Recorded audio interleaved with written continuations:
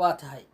soo dhawaada daawadayaal duqeymo culus oo ka dhacay qaybo ka mid ah gobolada hiiraan iyo shabeellada hoose wararkii ugu dambeeyey kooxda argagixisada al-shabaab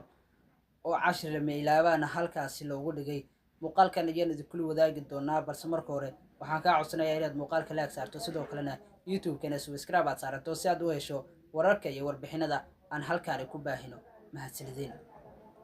waa tahay haddii aan ku horumarno dhanka hiiraan hay-adda nabad sugidda iyo sirdoonka qaranka oo kaashanaya saaxiibada caalamiga ayaa howlgal qorshaysan ka fuliyeen isgooska hagaycad ee deegaanka mubaax ee gobolka hiiraan waxaana halkaasi lagu qaarajiyey xubno gaaraya ilaa 20 xubnood oo ka tirsanaa maleeshiyaadka argagixisada al-shabaab kuwaasoo isugu jiray dagaalyahano iyo sidoo kale horjoogayaal firxad ah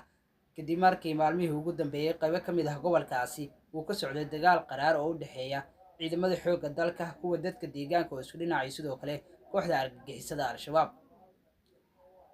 dhowr iyo 20kan dagaalyahano iyo sidoo kale horjoogayaasha isugu jira ayaa lala beegsaday duqeyn dhanka cirka ah waxaana iska kaashaday hay-adda nabad sugidda iyo sirdoonka qaranka halkaasina waxaa lagu qaareejiyey horjoogayaashii iyo sidoo kale dagaalyahanada firxadka ahaa ee ka firxaday qaybo ka mid ah dagaaladii ugu dambeeyay halkaasi ka dhacay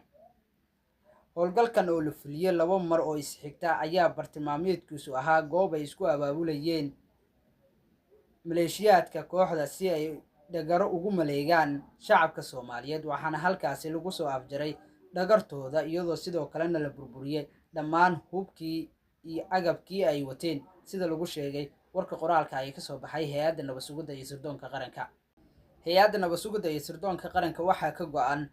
inay goob walba ku beegsato kooxda argagixisada al-shabaab isla markaana ay ka hortagaan dhagaraha ay u maleegayaan dadka shacabka ayaa lagu yiri warka qoraalka ay ka soo baxay hay-adda nabad sugidda iyo sirdoonka qaranka dhanka kale qaybo ka mid ah gobolka shabeellada hoose waxaa ka imaanaya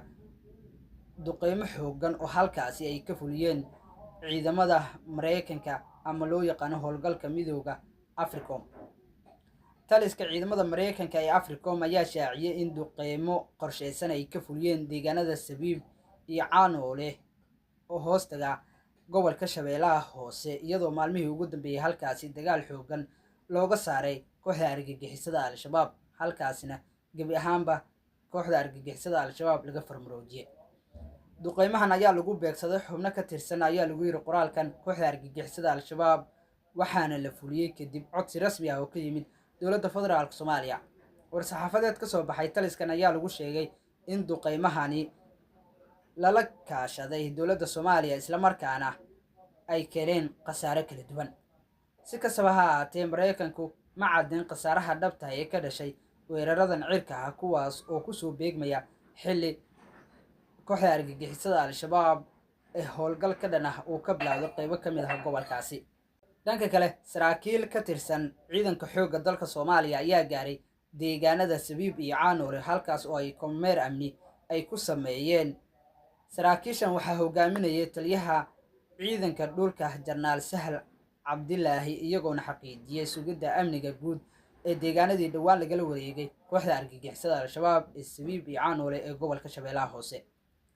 taliyaha ayaa sheegay in ciidamadu ay u diyaarsan yihiin inay la wareegaan deegaano hor leh oo ay horay u maamuli jireen kooxda argagixisada al-shabaab si amniga loo adkeeyo dhawaan ay ahayd markii ciidamada dowladda federaalka Soomaaliya ay si buuxda ula wareegeen deegaanada Sabiib iyo Caanoole kuwaas oo istiraatiiji ah marka loo eego deegaanka ay kaga yaalaan gobolka Shabeellaha Hoose tani waxay calaamad u tahay guulo adag oo isdaba joog ah oo laga gaaray kooxda argagixisada al-shabaab iyadoo maalmihii ugu dambeeyay kooxda argagixisada al-shabaab lala beegsanayay duqeymo xooggan kooxda ayaa wajahaysa culays xooggan oo kaga imaanaya dhanka diyaaradaha cirka maadaama goobtii ay ku shirayaan ama halkii ay iskugu imaadaanba kooxda argagixisada al-shabaab lala beegsanayo duqeymo xooggan iyadoona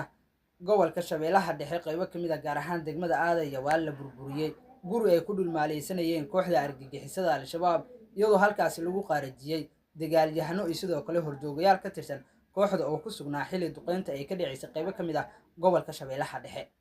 sidoo kale qaybo ka mid ah gobolka Hiiraan waxaa ka dhacay duqeymo xooggan oo lala beegsado kooxda iyadoo halkaasi lagu qaarajiyay horjoogayaashii ugu sarsareeyay oo ka mid ahaa Nuunuule iyo sidoo kale Cabdihool oo qayb ka ahaa horjoogayaasha ugu sareeya kooxda argagixisada al-shabaab dowladda federaalk soomaaliya waxaa ka go-an ciribtirka kooxda argagixisada al-shabaab ee kusoo duushay dalka sida ay sheegtay dowladda federaalk soomaaliya. al-shabaab waxay wajahayaan culeys xooggan iyadoona dagaalyahanadii ugu badnaa iyo sidoo kale horjoogayaashii muhiimka u ahaa kooxda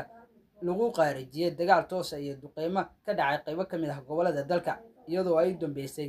duqeymo ciidanka taliska africom ay ka geysteen gobolka shabeellaha hoose deegaanada sabiib iyo caanoole, halkaas oo lagu qaarijiyey horjoogayaal iyo sidoo kale dagaalyahano ka tirsan kooxda argagixisada al-shabaab. haddii aad soo gaartay dhammaadka muuqaalka waxaan kaa codsanayaa inaad youtube-ka subscribe aad saarato, sidoo kalena muuqaalka laagta aad saarto. laagta waxay naga caawinaysaa inay dad badan muuqaalkana gaaro. mahadsanideen.